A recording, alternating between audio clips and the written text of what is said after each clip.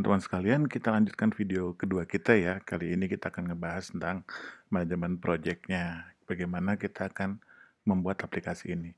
Seperti yang kita lihat di video sebelumnya ya, buat teman-teman yang join ke grup ini, kita sudah menentukan ruang lingkup gitu ya. Nah, di sini kita sebenarnya membagi pekerjaan-pekerjaan itu menjadi bagian-bagian yang kita fokus. Nah, ini salah satu sampel ya. Saya coba misalkan kalau teman-teman ngebuat project ini dalam waktu 4 minggu gitu ya. Nah, ini saya coba bagi menjadi 4 minggu gitu ya. Terus ada 5 activity. Maksudnya teman-teman bisa aja prakteknya sehari satu gitu ya.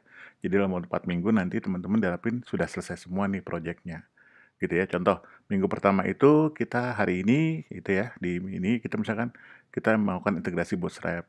Gimana sih cara ngambil Bootstrap, mengintegrasi ke project sama kita gitu ya. Terus besok misalkan kita, oke, kita gimana kalau bikin login dengan Google gitu ya. Ketika besok saya rebonya misalkan kita bikin hari ketiga kita bikin gimana setup database nih gitu ya. Terus kita mulai bikin database table-nya, ngisi data sampel seperti itu.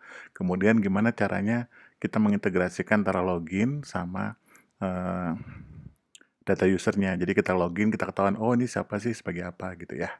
Oke, terus minggu kedua gitu ya, kita udah mulai masuk ke arah inti, misalkan kita buatin tabel kelas gitu ya. Terus kita bikin page, gimana kalau kita nambah konten atau nambah kelas di dalam tabelnya, seperti itu. Kemudian kita menghubungkan nih antara rule yang sebelumnya kita buat dengan page add kelasnya gitu. Jadi yang bisa add kelas misalkan cuman adminnya aja, sedangkan guru-guru itu bisanya cuman baca kelas sama kirim notifikasi, tambah siswanya dan seterusnya. Kemudian kita juga create page list ya. Ya ini tuh untuk lihat daftar kelas. Kemudian kita juga bisa ngapus kelas itu. Misalkan ada salah ketik atau kita nganggap kelas, misalkan ada kelas yang nggak dibutuhin lagi, kita hapus itu di sini. Minggu ketiganya misalkan kita ambil di sini gimana kalau kita udah mau ngerjain yang studentnya, kita setup tabelnya dulu, kemudian besoknya kita belajar gimana kalau kita nge-add student gitu ya, terus gimana integration lagi nih, yang bisa nge-add kan yang guru atau gurunya aja misalkan gitu. Nah itu jadi kita tambahin role, dia bisa nambah nambah siswa di kelas yang ada, terus kita juga ngelihat daftar siswanya siapa aja, terus kita juga bisa ngapus gitu ya, terus juga kita bisa ngedit minggu berikutnya, terus juga kita nge-add student. Nah ini kayak salah nih, nanti kita edit lagi aja. Intinya bisa ngupload foto, terus bisa kita create notifikasi sama notifikasi untuk seluruh kelas. Itu kira-kira project yang kita buat. Kenapa seperti ini kita buat? Saya biasanya membuat pecahan-pecahan ini supaya kita lebih mudah, dan ini berbasis pada features. Keunggulannya apa? Misalnya ini ya, waktu integrasi Bootstrap aja, teman-teman nanti sudah punya tampilan kira-kira aplikasi awal seperti apa gitu.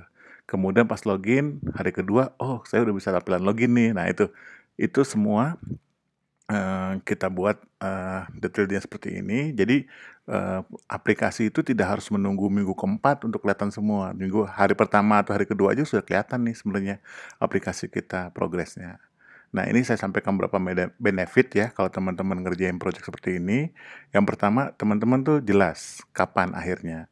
Jadi teman-teman kan pasti nggak punya waktu, misalkan bulan ini saya mau ngerjain project 2 minggu aja gitu. Nah di sini teman-teman bisa ngerancang gimana bisa selesai dalam waktu 2 minggu. Tentunya nanti ada tantangannya ya, misalkan saya belum pernah nih ngerjain integrasi Bootstrap, kira-kira butuh berapa lama? Ya itu sih dicoba aja gitu, nggak usah ditentuin waktunya, tapi kira-kira waktu amannya berapa hari seperti itu, atau berapa jam.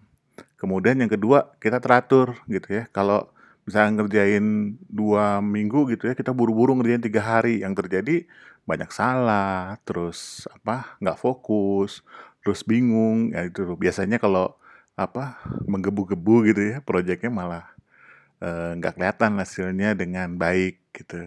Nah terus yang kedua, kita bisa fokus nih, hari ini ngerjain apa sih gitu ya. Fokus, hari ini saya mau ngerjain integrasi Bootstrap aja. Ya sudah, selesaikan itu dulu gitu. Yang keempat, ya seperti saya sampaikan tadi, langsung kelihatan hasilnya gitu. Pas integrasi Bootstrap, kita ngedesain halaman depan, wah jadi nih integrasinya. Nah itu tuh kalau selesai, itu kalau buat saya gitu ya, mungkin buat teman-teman, selesai satu itu rasanya bahagia gitu. Kenapa?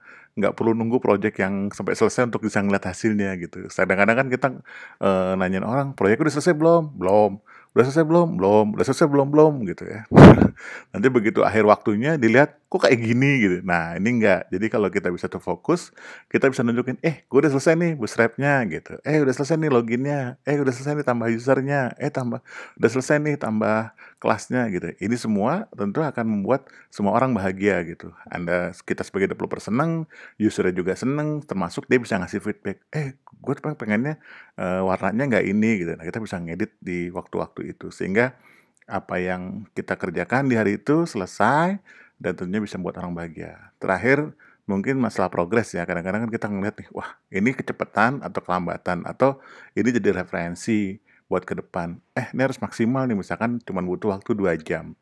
Misalkan gini ya, ini project ini misalkan project pembelajaran gitu ya. Teman-teman jadi saya pengen belajar nih integrasi ini. Teman-teman misalnya sebulan ini saya mau belajar inilah gitu ya. Dan saya cuma punya waktu 1 jam, ya nggak apa-apa.